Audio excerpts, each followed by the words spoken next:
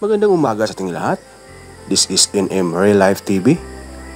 Our content for today is about paano magmarkot ng lapnisan na madalian.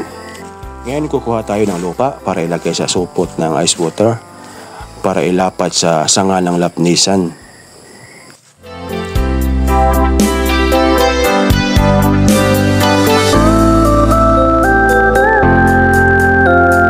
Ngayon ating bubungkalin ang lupa para ilagay sa supot para panlapat sa sanga ng lapnisan, mga kaibigan.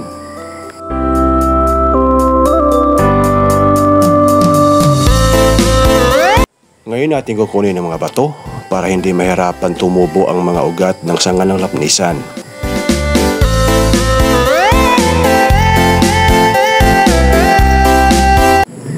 Ayan, malinis na. Pwede na ito ilagay sa sa supot, mga kaibigan.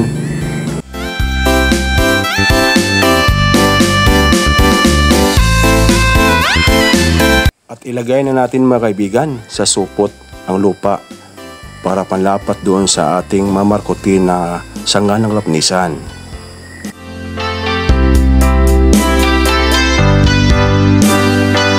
Kung maglagay kayo ng lupa, mga kaibigan, dapat ito ay mamasa-masa para dumikit ito sa sanga ng ating mamarkutin na lapnisan.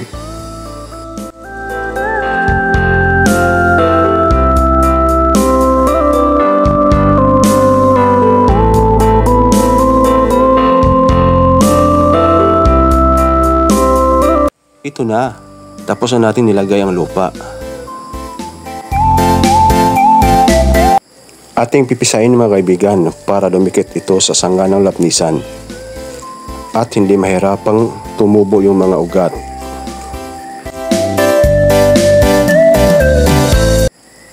Pagkatapos nito, mga kaibigan, ating tatalian sa magkabilang gilid.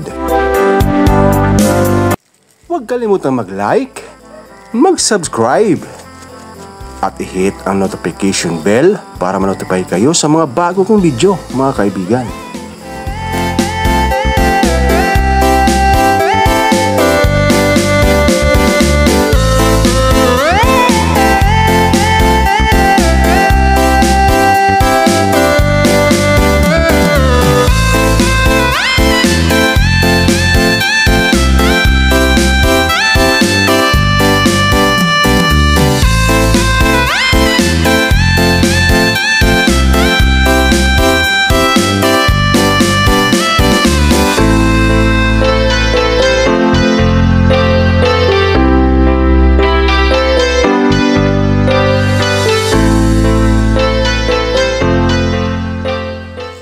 Ayan, tapos na natin tinalian.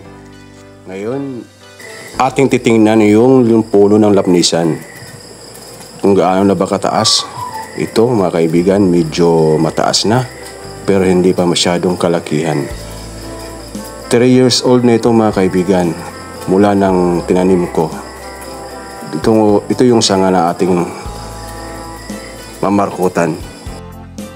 At ating susukatin ng 1 inches para ating hiwaan ang sa magkabilang gilid.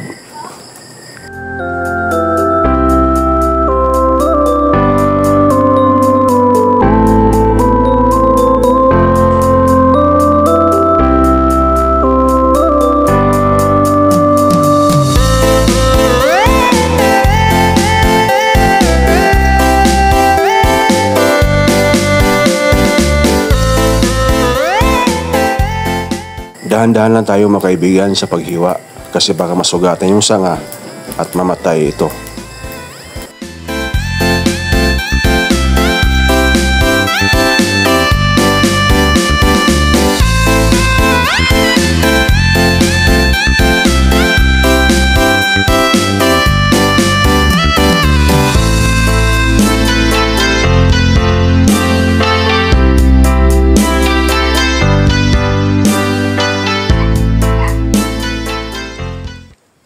Ayan, tapos na natin, mga kaibigan. Sa kabilang gilid naman. At dahan-dahan lang tayo, mga kaibigan, sa paghiwa. Baka masugatan yung ilalim ng sanga at hindi ito magkaroon ng ugat. At ito pang cause na mamatay ito.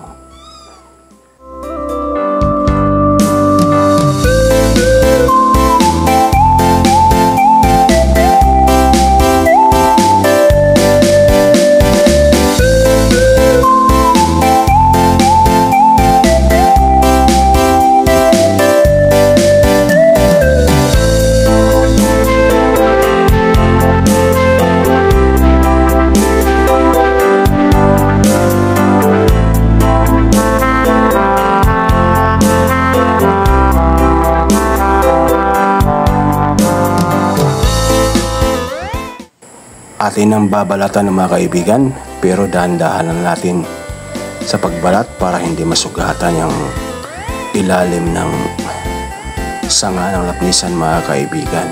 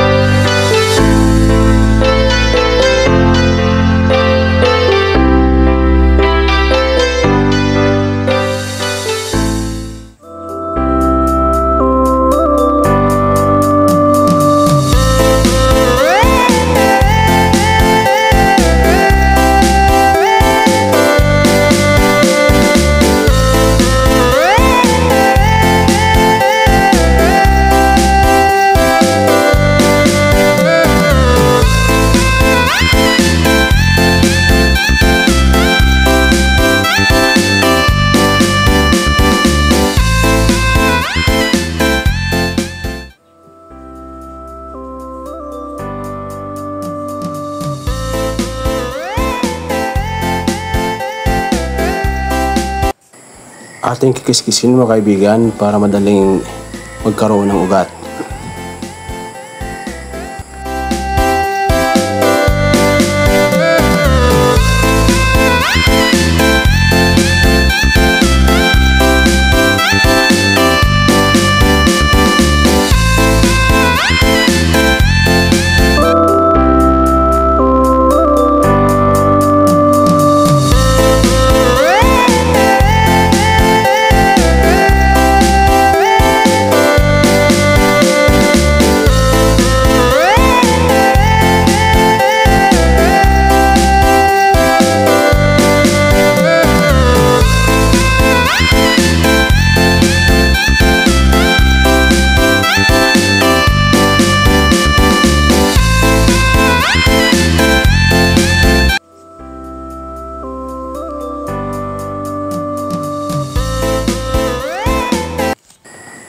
At ito na yung hinanda kong lupa mga kaibigan kanina. At ito yung kutsilyo na maliit. Gagamitin natin ito mga kaibigan sa paghiwa dito. Tatabasin natin dito mga kaibigan. Hahatiin natin.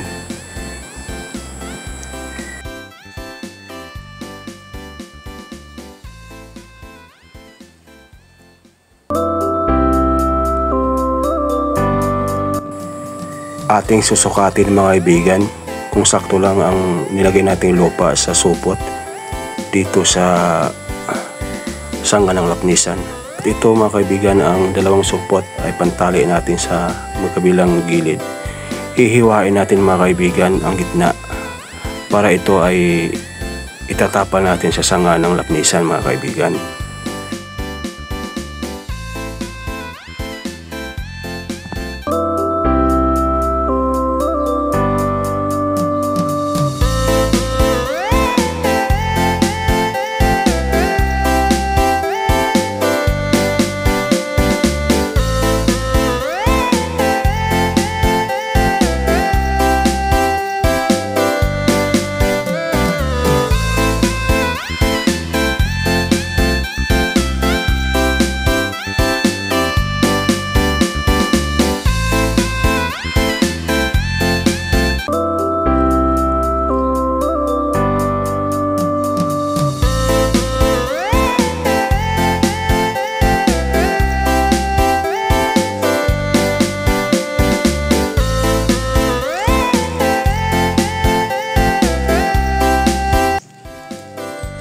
Ating tatalian ang magkabilang gilid para hindi malaglag ang ating nilagay na lupa sa sanga ng lapnisan.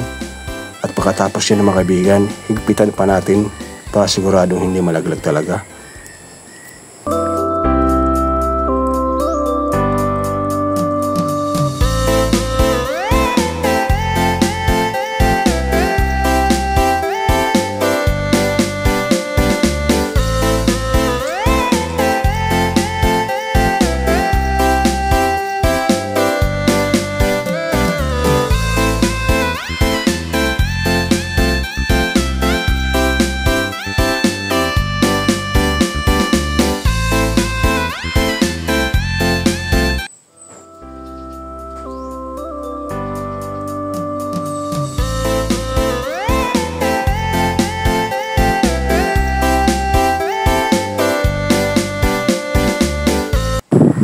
na mga kaibigan. Job done. At hanggang dito na lang ating pang pipisiin mga kaibigan para sigurado talaga na hindi mahuhulog. Okay, medyo okay na mga kaibigan. Para nanonood.